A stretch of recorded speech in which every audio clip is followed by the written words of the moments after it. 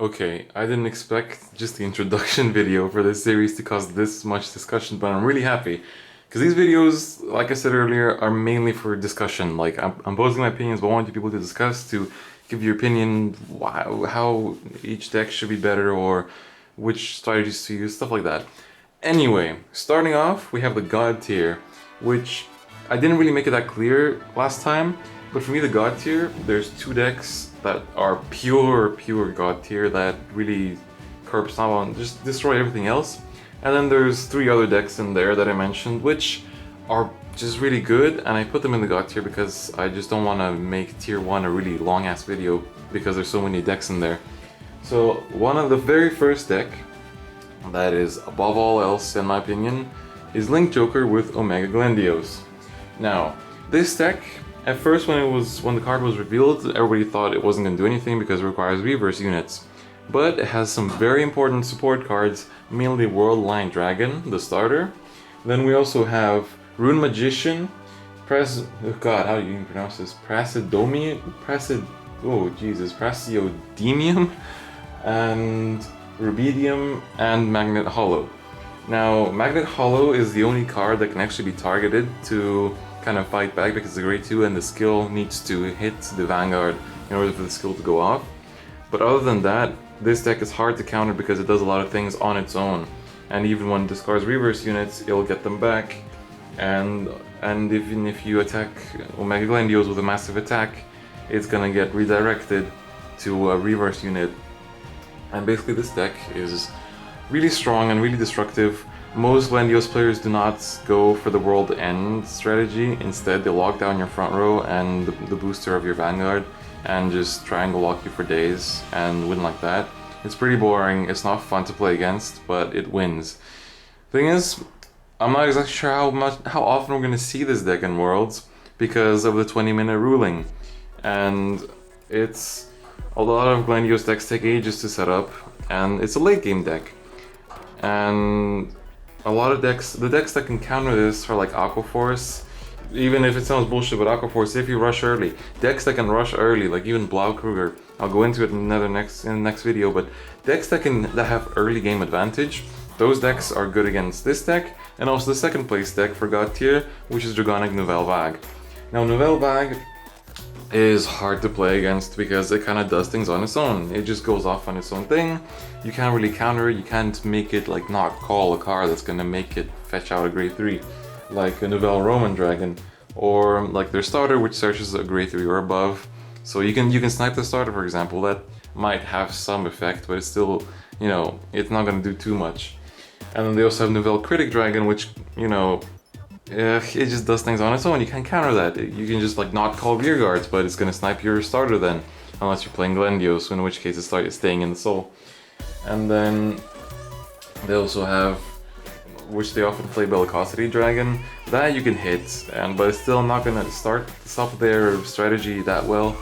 So it's really hard to counter both these decks. And I think the best way is to have a deck that really works well in the early game. Like Minerva is actually pretty good in early game, but if Minerva gets rushed and she's at turn 3 and she has 4 damage, then it gets complicated because Minerva players do not like to ride the Angelica when they're 4 damage.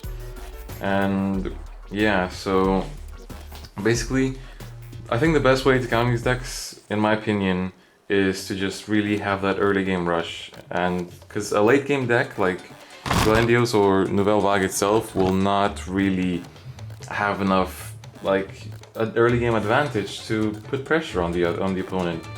So those are the top 2 God tier decks. The other 3 that I listed yesterday, which caused some controversy, are first off, Dragonic Overlord, the Rebirth. Now that deck, I think it's a lot faster than Nouvelle Vague, and it's also easier to counter.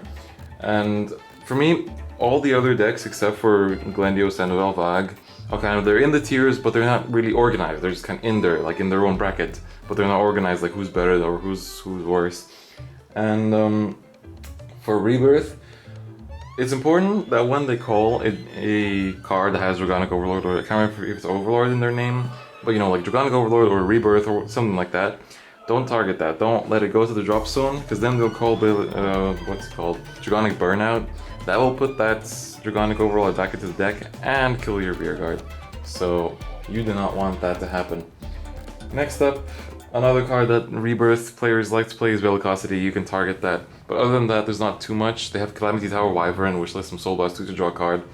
Stuff like that, you can't really do anything against that. They're just gonna do it. So I think with Rebirth, if you're playing Glandios, then if they go into Rebirth, it's game over, world end. But other than that, the deck is really fast, so you do need to watch out, because they can do a lot of shenanigans. And I think the best way to counter it is, well, don't target their Overlord rearguards, and make sure you can withstand their multiple attacks, or try to kind of beat them before they can really do too much.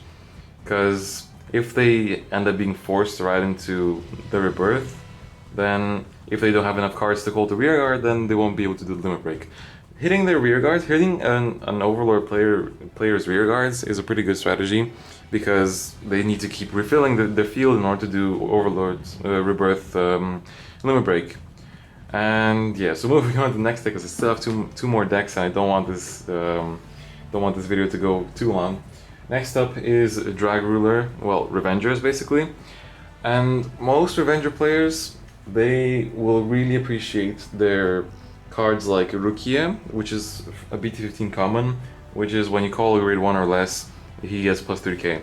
That thing can get really high, seriously. When they start superior calling, going mana, calling a grade 1, then using Drag Ruler's limit break, and then just keep doing this, that Rukia will grow. It will grow in massive numbers.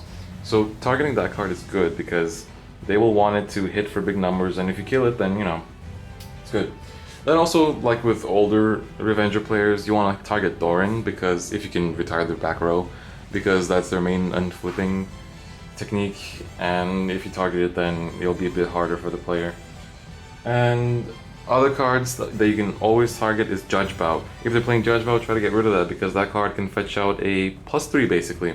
Because they'll probably be playing Swordbreakers, and then, you know, they put Judge Bow in the soul, call out 2 grade 1s, and then draw 2 from Swordbreaker's skill.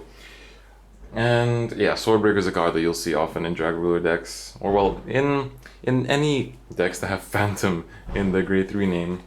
And finally, Mana. She's a card that you will see often. You can't do anything about her though. Same with Tartu. They'll just call, and you know, you have to put up with that. Yeah, so that's it for Drag Ruler. The best way to counter it, it's a late game deck, so rush it. It's just like Nouvelle Vague or Omega Glendios, it's a late game deck. It takes a while to set up. And finally, we have Duo Temptation Rate, so duos. For me, I think the most important card in that deck, which really causes a lot of pressure, is Roan. It's because they can fetch out 2, it basically counterblast 1, 2, +2. You bounce 1 card back, I believe, or you just get 2 cards from your deck of the same name. But basically that card is really good because it's good for rate effect, skill, and it's a really important card. And they will, if they ride it on turn 2, then I'm not sure if you should guard it or not, because it can fetch out a good plus. So that is pretty complicated. And following that, you can always target a Bermuda player's rear guards in general, because they do need them for all their shenanigans, like they do with Mir and Rate, like when they break ride, because they can attack with all their rear guard lines, attack with Vanguard, get rear guards back, call 2 more, then attack with Vanguard, then attack with those rear guards that they called, and then attack with Vanguard, get those rear guards back, call them again, and they can just do a lot of shenanigans. But if they don't have those rear guards to call, if they're really running low on hand cards, then, you know, it won't be such a problem. So yeah, that is basically got here in 9 minutes that I somehow managed to do. You'll see these decks a lot, but again, the most dominant decks are Glendios and Nouvelle Vague. I hope I did an alright job of summing up these decks. If you think I missed out anything, or you want to add something, please comment and tell me. If you disagree on something, or you think there are other key cards I didn't mention, again, comment. This whole thing that I'm doing is mainly for discussion, so please just tell me your opinions, and yeah, I'll see you guys at Tier 1. Bye bye.